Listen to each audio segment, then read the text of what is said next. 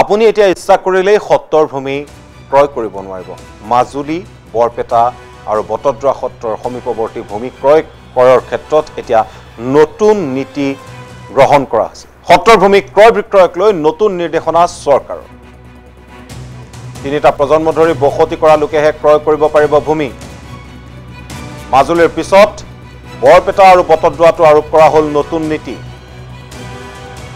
স্থানীয় লোকেও চৰ্ত সাপেক্ষেহে ক্ৰয় বিক্ৰয় কৰিব পাৰিব ভূমি। আৰু সত্ৰৰ ভূমি অবৈধ দখল ৰোধ কৰিবলৈ চৰকাৰে জাৰি কৰিছে এই নিৰ্দেশনা। সত্ৰৰ ভূমি অবৈধ দখল ৰোধ কৰিবলৈ চৰকাৰে জাৰি কৰিছে বিশেষ নিৰ্দেশনা। আৰু সত্ৰৰ ভূমি ক্ৰয় বিক্ৰয়ক লৈ নতুন নিৰ্দেশনা জাৰি কৰিছে চৰকাৰে। 3টা প্ৰজন্ম ধৰি বসতি কৰা লোকেহে ক্ৰয় কৰিব পাৰিব ভূমি। আৰু মাজুলীৰ পিছত বৰপেটা আৰু বটদ্ৰৱাটো আৰোপ কৰা হ'ল নতুন নীতি। স্থানীয় লোকেও চৰ্ত সাপেক্ষেহে ক্ৰয় বিক্ৰয় কৰিব পাৰিব ভূমি।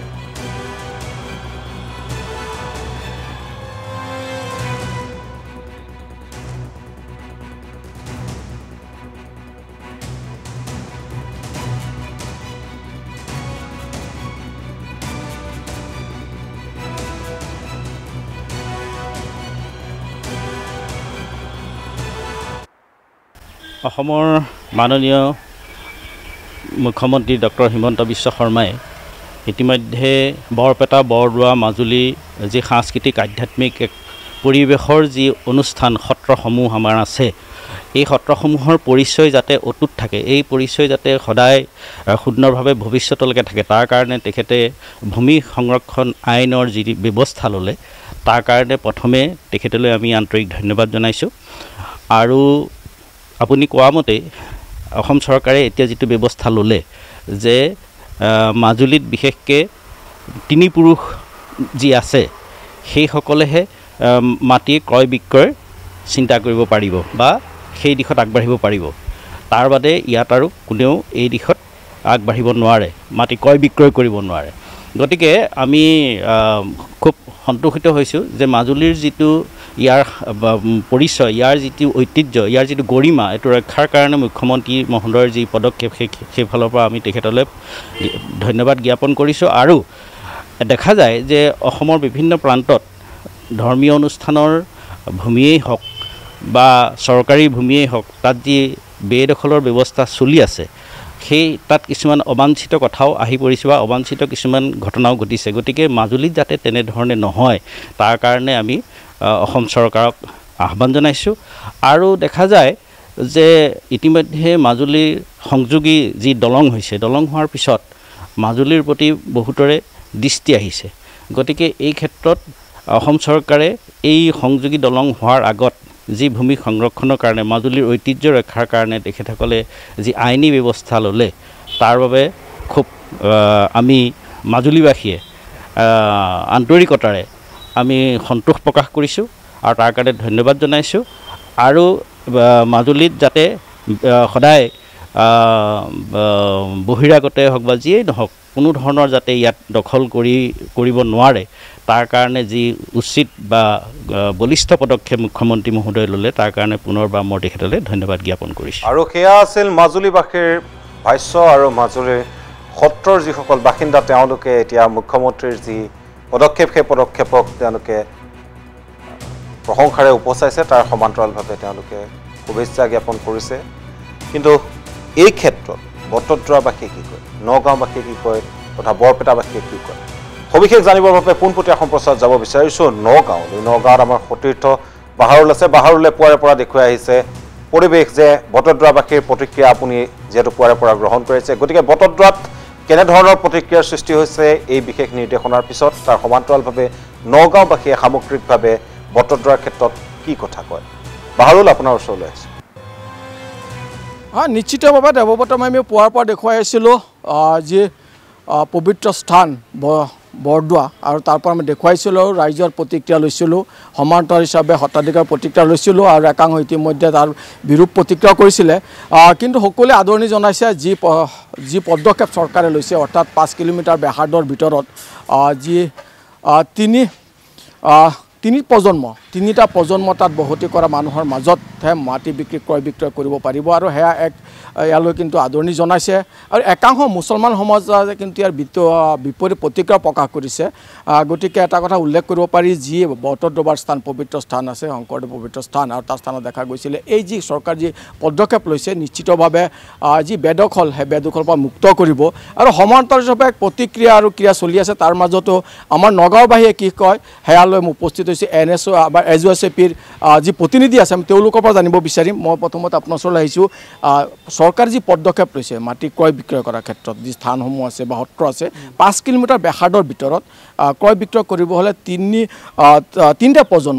প্ৰজন্ম তাত বসতি কৰা হ'ব লাগিব তেওঁলোকৰ মাজত ক্ৰয় বিক্ৰয় কৰিব পাৰিব এইটো ক্ষেত্ৰত আপোনালোকে কি কয় এই ক্ষেত্ৰত চৰকাৰৰ যি পদক্ষেপ আমি স্বাগতম জনাইছোঁ সত্ৰ বা আমি যি বৰদোৱা থানৰ যি আশে পাশে দেখা পাওঁ অবৈধভাৱে বসবাস কৰি আছে বা সত্ৰৰ মাটি তেখেতসকলে বেদখল কৰি আছে তাক যি চৰকাৰে পদক্ষেপ লৈছে এই পদক্ষেপ আমি তেখেতসকলক স্বাগতম বা ধন্যবাদ জ্ঞাপন কৰিছোঁ সমান্তৰালভাৱে আমি এটা কথা আপোনালোকৰ সংবাদ মাধ্যমৰ জৰিয়তে ক'ব বিচাৰিছোঁ যি ধৰণে অবৈধ লোকসকলে আহি অসমত যি মাটি ক্ৰয় বা বিক্ৰী কৰি আছে সেই ক্ষেত্ৰতো চৰকাৰে পদক্ষেপ গ্ৰহণ কৰিব লাগে সমান্তৰালভাৱে BTR কাৰ্বি আংলং যি স্বায়ত্তশাসিত অঞ্চলতো আদানী আম্বানীৰ দৰে ব্যক্তিক মাটি তেখেতসকলে গতাই দিব বিচাৰিছে সেই ক্ষেত্ৰতো চৰকাৰে এখন আইন প্ৰণয়ন কৰিব লাগে যে যিসকল বাহিৰৰ পৰা আহি যে মাটি ক্ৰয় বা বিক্ৰী কৰিব নোৱাৰে তাৰ ক্ষেত্ৰতো কঠোৰ হ'ব লাগে চৰকাৰখনে আৰু যি পদক্ষেপ বৰদোৱাত আপোনালোকে দেখা পাব যে বহু লোকে ইয়াতে বসবাস কৰি আহিছে বা সত্ৰৰ মাটি বা বৰদোৱাৰ থানৰ মাটিসমূহ তেখেতসকলে অধিগ্ৰহণ কৰি আছে এই ক্ষেত্ৰত যি চৰকাৰে সিদ্ধান্ত গ্ৰহণ কৰিছে প্ৰশংসনীয় সিদ্ধান্ত আৰু আমি চৰকাৰলৈ ধন্যবাদ জ্ঞাপন কৰিছোঁ নিশ্চিতভাৱে আৰু এজন আছে মই তেওঁৰ পৰা জানিব পাৰিম কি ক'ব এইটো ক্ষেত্ৰত যি পদক্ষেপ চৰকাৰে লৈছে এই পদক্ষেপৰ আদৰণি জনাবনে আপোনালোকে নিশ্চয়কৈ প্ৰশংসনীয় এটি পদক্ষেপ আৰু আমি অসম জাতীয়তাবাদী যুৱ ছাত্ৰ পৰিষদে 1978 চনৰ জন্মলগ্নৰ পৰাই আমি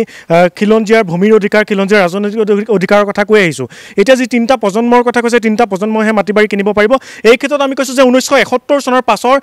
আগৰ যিখিনি ব্যক্তি আছে অসমত বসবাস কৰা সেই ব্যক্তিসকলেহে গোটেই সমগ্ৰ অসমতে মাটি কিনা বেচাৰ অধিকাৰ দিয়ক বা 71 পাছৰ মানুহখিনিয়ে কিন্তু এই মাটি কিনা বেচাৰ অধিকাৰ কিন্তু আমি দিয়াটো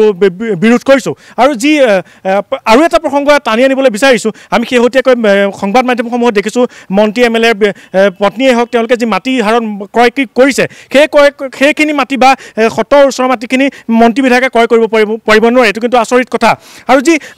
বহিৰাগত মানুহে আহি অসমত মাটি দখল কৰিছে মাটি ক্ৰয় বিক্ৰী কৰি আছে এই ক্ষেত্ৰত অসম জাতীয়তাবাদী যুৱ ছাত্ৰ পৰিষদে ইনাৰ লাইন পাৰ্মিটৰ কথা কৈছে ডি নাগৰিকত্বৰ কথা কৈছে সেয়ে আমি যুৱ ছাত্ৰ পৰিষদে এই পদক্ষেপক সমৰ্থন জনাইছোঁ কিন্তু তিনি প্ৰজন্মই নহওক 1971 চনৰ আগৰ মানুহেহে এই মাটি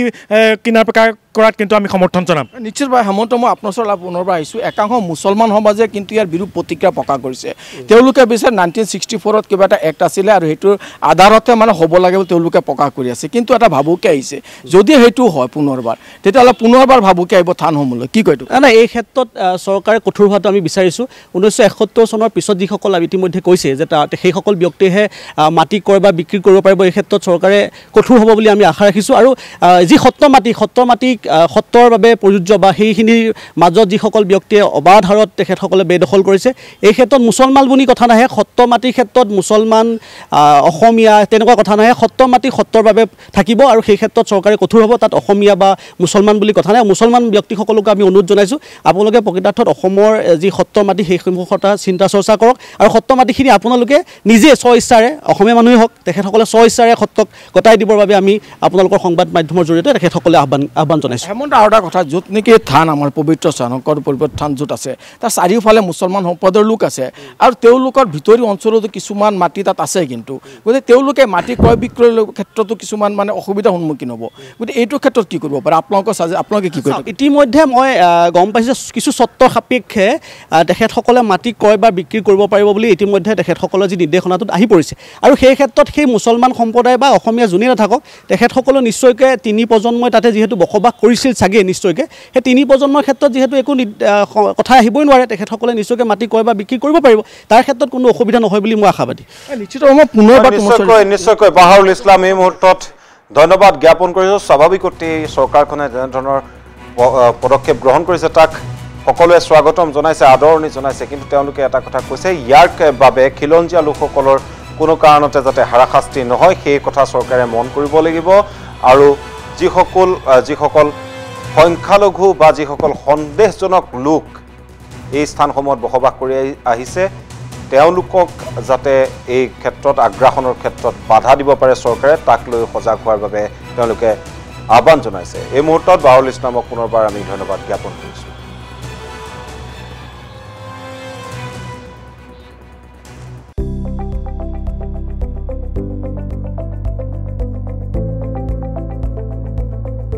NB নিউজ,